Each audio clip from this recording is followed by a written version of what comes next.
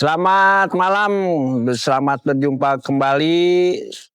Sampurasun, Assalamualaikum warahmatullahi wabarakatuh, wargi Jabar.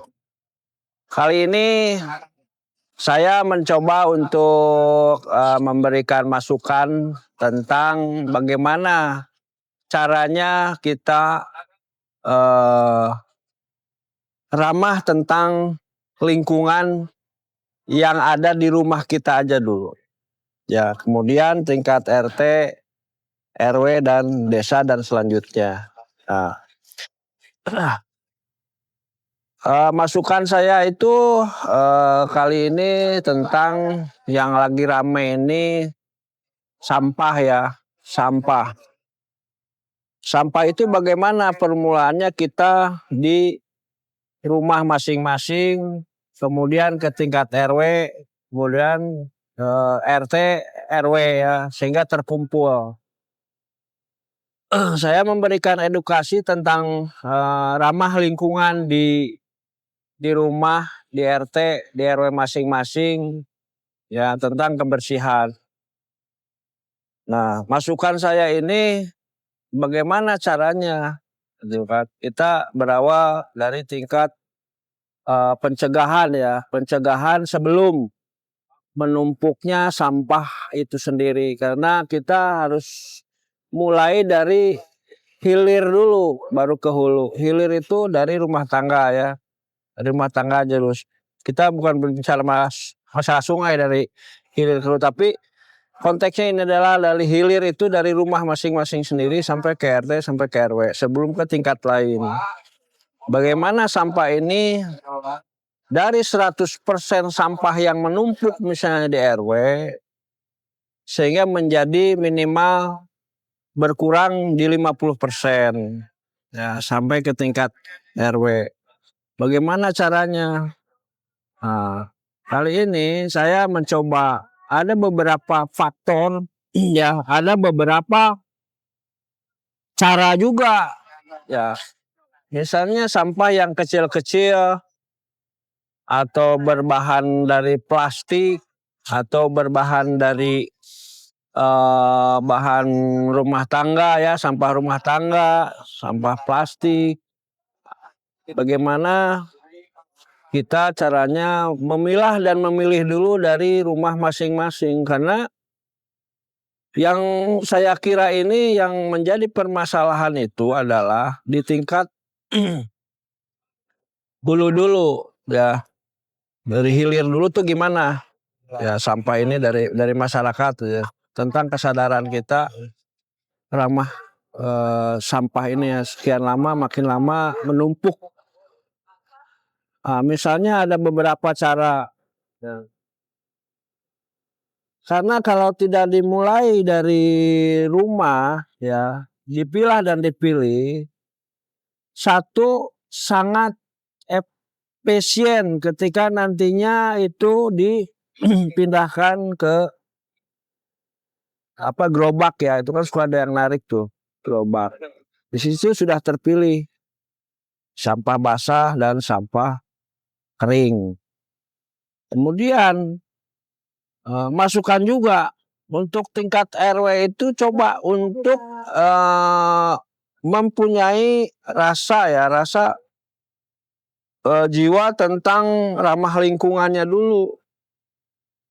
Apakah itu dengan cara dipupuk menjadi pupuk ya, atau dibakar dengan kapasitas yang memungkinkan ya, yang tidak menimbulkan polusi. Bagaimana caranya? Nah, sekarang itu di YouTube banyak ya, di YouTube atau di TikTok banyak sekali cara untuk meminimalisir sampah dengan cara dimusnahkannya itu banyak. Ya. Saya memberi edukasi ini tentang ramah lingkungan itu dari rumah dulu ya, kemudian ke tingkat RT, sehingga kemudian ke tingkat RW itu sudah berkurang gitu. Jadi intinya di sini kita harus sama-sama mempunyai daya pikir ya tentang kebersihan atau ramah lingkungan ini kaitannya dengan sampah ya gitu. Jadi jangan kita terus berketergantungan kepada misalnya PD kebersihan gitu ya. Justru kita dari rumah dulu gitu kan, kemudian ke tingkat RT dibersihkan, di tingkat RW lagi di RT, kemudian nanti di ke RW itu sehingga bisa berkurang. Bagaimana caranya? Ya itu tadi memilah dan memilih. Ya meskipun saya yakin berat ya untuk masyarakat, tapi tidak ada salahnya untuk mencoba hal-hal demikian gitu. Nah kemudian saya akan beralih ke masalah tentang apa namanya itu yang ramai sekarang juga tentang MBG ya. MBG makanan bergizi ya. Itu program dari pemerintah saya anggap sudah sangat-sangat baik ya. Karena peraturannya pun jelas ya. Peraturannya, Kepresnya, Permennya sudah jelas. Jadi istilahnya tidak ada, pemerintah itu tidak ada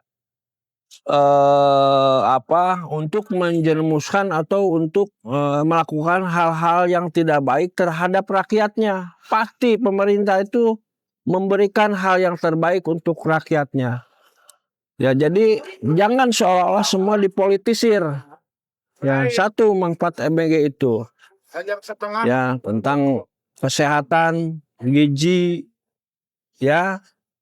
Terus kedua tentang berkurangnya angka pengangguran ya, SPPG itu sendiri. Ya. Kemudian usulan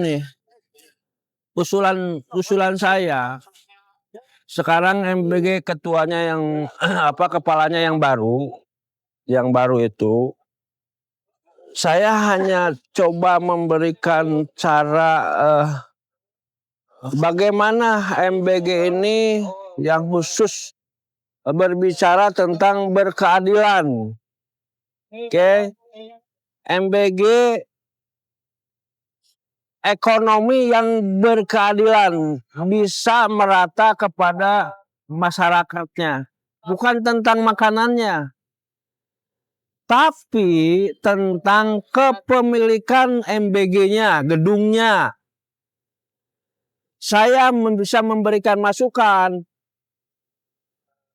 Alangkah indahnya, alangkah bagusnya ya apabila MBG itu bisa dimiliki oleh tingkat RW.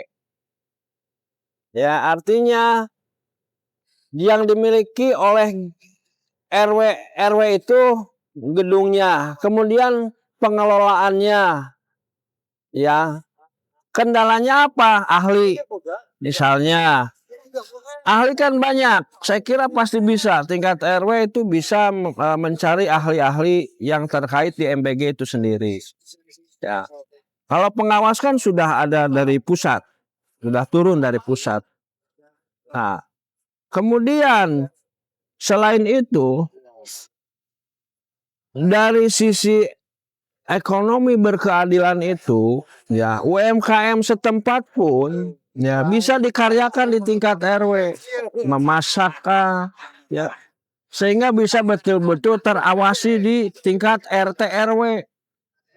Ya RW itu pun bisa mengambil UMKM dari RT ya, dari RW sendiri. Sehingga yang saya bicarakan ini tentang berkeadilan di masalah MBG.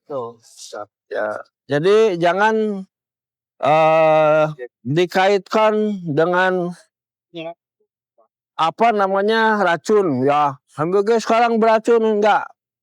Itu hanya sebagian kecil. Ya. Ada memang politisi busuk ya yang menjelek-jelekan tentang MBG.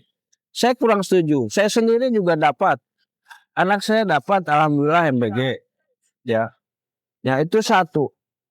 Yang tadi saya bicarakan adalah tentang berkeadilan ekonomi itu, bagaimana tingkat RW ini bisa mendapatkan penghasilan dengan dimilikinya gedung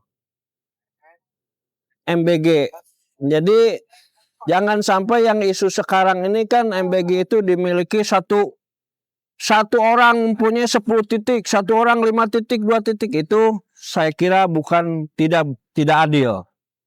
Ya, saya memberikan masukan itu bagaimana kalau MBG ini bisa dimiliki oleh RW di desanya terkait.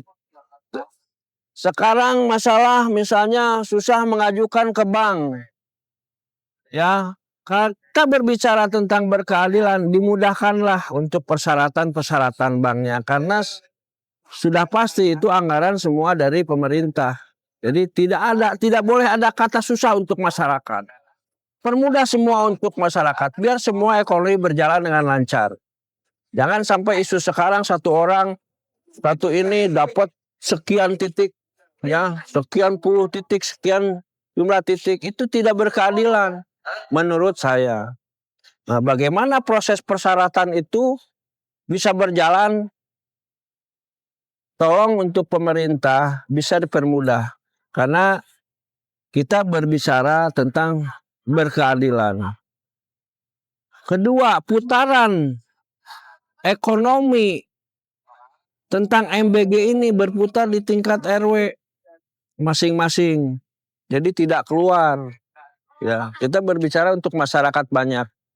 Ya, karena semua itu saya berbicara tentang apa artinya demokrasi, ya, dari rakyat, oleh rakyat, dan untuk rakyat.